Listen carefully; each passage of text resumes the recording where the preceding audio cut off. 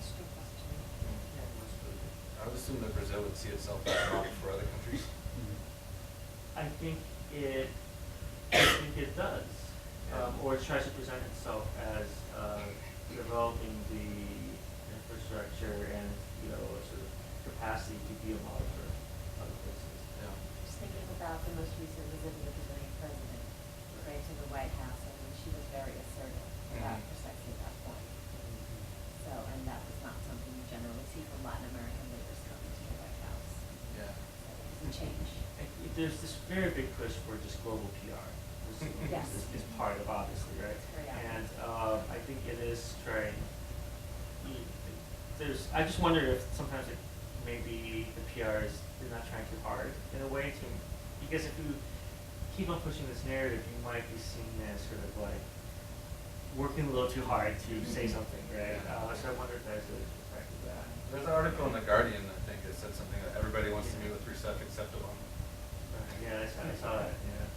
And so it's funny that reaction to that whole thing about Dilma's visit to DC is like, there is such a bifurcated view of either like Brazil is totally undervalued and we're totally, the U.S.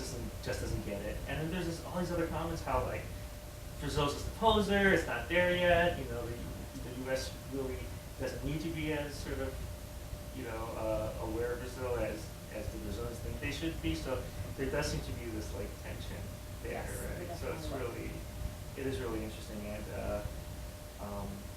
but I think it is important to remember again that there are plenty of sort of planning models that have come out of Brazil in the past, right? That people tend to forget about, but that are relatively important, especially like sort of this mid-century modernism develops as much in Brazil as it does out of like Corbusier, or like in other words, like Corbusier couldn't have gotten as famous as he did without Costa and Niemeyer in Brazil. So it's just a symbiotic relationship.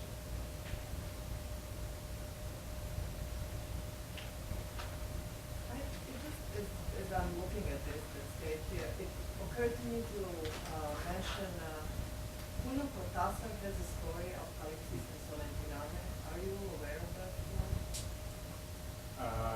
Yeah, I've heard that. I don't think I've read it. It's a short story, it's like one page, and it's basically exactly about what you are researching in your project. It's about wealthy Latin American who lives in Paris, who goes to Solentiname during Sandinista revolution, and the story is from 76, I believe 1976, and takes pictures of idyllic scenarios that are on the peasants depicted.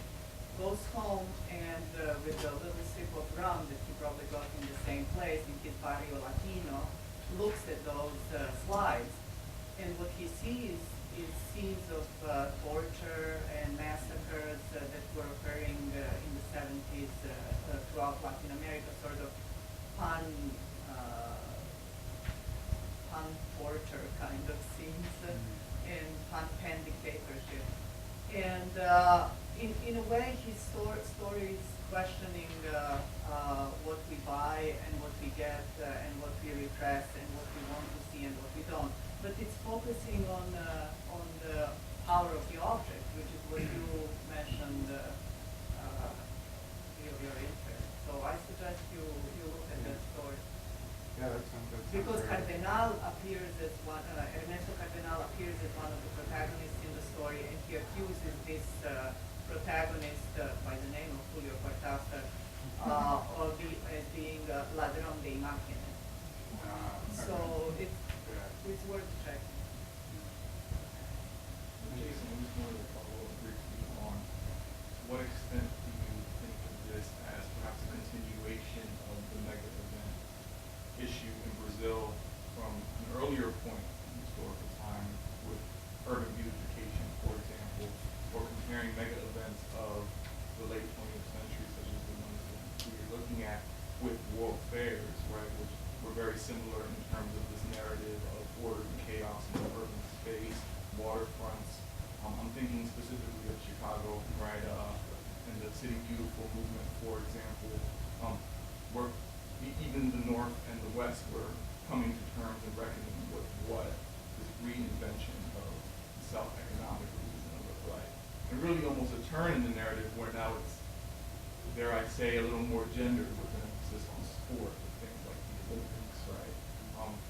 What does that historical geography look like for Rio in that sense, if you look at that at all? There's definitely historical precedent for, these sort of massive urban beautification and change programs, like the sort of process of the house modernization in Rio, like Mayor Carrillo in like the 15s and 20s. All the same kind of, we're gonna sanitize the city, aesthetize the city, make it look more like Europe, or we're competing against Buenos Aires, who's doing the same thing, and who's better, Buenos Aires or Rio? So there is this sort of very similar kinds of logics about becoming more modern, more global, more competitive, more orderly. So that's definitely, and yeah, I think Brazil and her cities have had this long history of like massive planning, right? Like Brasilia and other kinds of centrally planned areas in cities in Brazil. So in some ways it's a continuation of existing patterns. Maybe some differences would be just a greater intensity of the kinds of transnational interactions that happen in development in Rio. So you can't really see development in Rio as separate at all from development in London or development in Barcelona. It's really one sort of transnationalized, globalized industry of doing this kind of development. And it's in a way there's, so you just sort of was a little bit newer about this kind of like mega events now is the more intense relational transnational aspect of it, where you can hardly say that Rio is doing, even though people still think very much in terms of cities, Rio and Beijing, the actual production of these events are not at all local. I mean, they're local, but they're totally transnational at the same time. That's more intense than it was in the past. All right. Why don't we take a short break and come back in about 5 instead of. Good job, guys.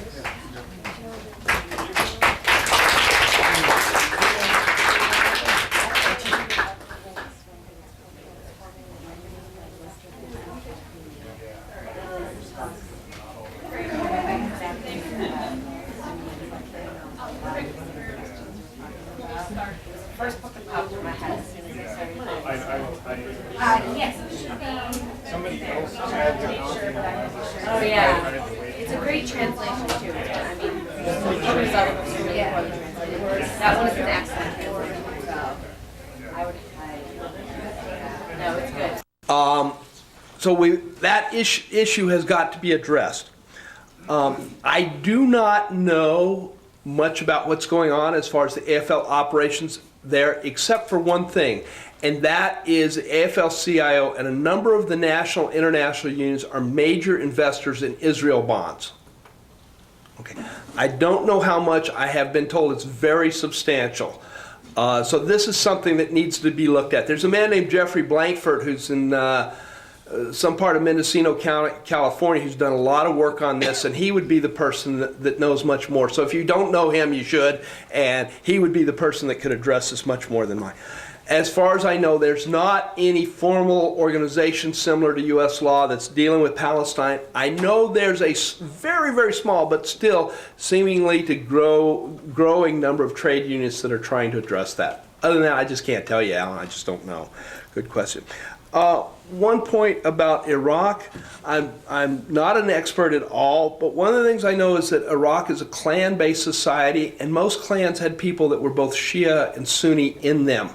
So I think Carol's comments, and David's as well, that this has been manufactured, this difference has been magnified by the occupation, is very true. And there's a lot of stuff we don't know and probably won't know for a long time on that. But it sure seems to be magnified all of a sudden in a whole different way since the occupation. As far as Will's question about the CBTU, partly, and Will, I'd sure love to have information on this. I don't know of a real study of the CBTU. There needs to be one. I do know that in the mid-'80s, roughly the time you're talking, somewhat of the time you're talking about, the National Labor Committee came up, and I know there were people that were probably in both organizations, but there's a lot I don't know. The important thing, what I think is different now, is that the National Labor Committee in particular, and I don't think this is so much about the CBTU, the National Labor Committee was national labor presidents, largely. It was a very top level thing. One of the things that I think is brilliant, Carol's absolutely right. I think the folks running U.S. law have been brilliant in that they have started from the beginning and required people that came to, I know the first, the founding conference in Chicago in October 2003, that they had to be mandated by their organizations. These were not individuals. And I think that's been brilliant. And I think that's one of the things that's led U.S. labor against the war to be as powerful as it's been. It's more than just the tops. It's gotten down there much broader. Now, this thing that we're trying to do with the Worker-to-Worker Solidarity Committee is much more the activists, the typical thing, the outside the labor movement, that raise hell and see if we can stimulate anything inside. But the critique of the AFL's foreign policy is at a whole different level. I have been writing since 1987 on their foreign policy. And the level of critique that we've got going is far beyond anything that came up during the 60s, and I would even argue the 80s. And there's a lot of knowledge. You'd be amazed. I have a website. My university is Purdue North Central, which is referred to as PNC. And if you go to my website at PNC, Purdue North Central, I've got a link to my index. And one of the things I do is I list all the stuff that's been done on AFL-CIO foreign policy over the years. You'd be amazed at the amount of stuff that has been written over the years. The difference today, though, is that most of the stuff has been written by people who've done one article or one book, and that's it, and you never see them again. And it's people like Fred Hirsch, who I work with. Fred's the man that exposed AFIL's operations in Chile as early as 1974. Fred is still actively working on this issue.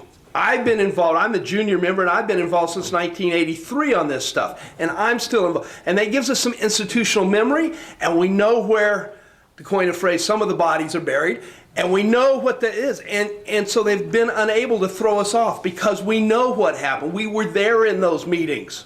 We were doing those things. And that's a difference that I think that we